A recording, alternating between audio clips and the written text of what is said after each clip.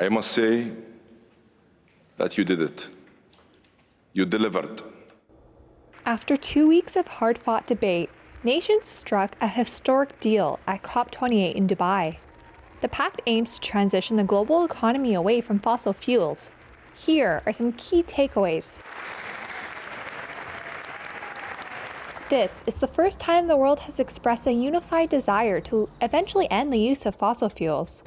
The provision calls for, quote, transitioning away from fossil fuels in energy systems in a just, orderly, and equitable manner, with the goal of achieving net zero by 2050.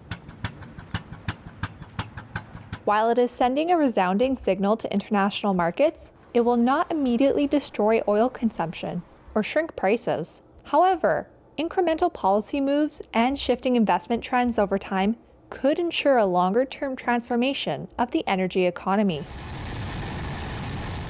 The pact also had rewards for oil producers. There's a clear acknowledgement that technologies like carbon capture can reduce the climate impact of oil, natural gas, and coal.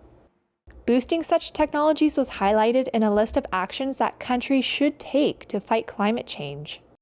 A source familiar with Saudi thinking said the kingdom could accept the deal because it provides a menu for every country to follow its own pathway. Carbon capture remains very expensive in certain applications. It's also never been proven at the vast global scale needed to have a significant impact. The pact is missing any additional financing to help developing nations transition away from fossil fuels. Money to help poor, climate-vulnerable countries adapt to the impacts of climate change was also lacking.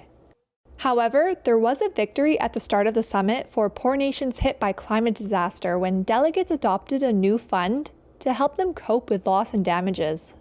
The US, European Union, and scores of other countries said the deal maintained a chance of limiting global warming to 1.5 degrees Celsius above the pre-industrial average. But getting there will be tough. It would require cutting emissions nearly in half in just 6 years, and making it to net zero by 2050. The draft calls for countries to do so, but some, like the Alliance of Small Island States, questioned whether it will happen.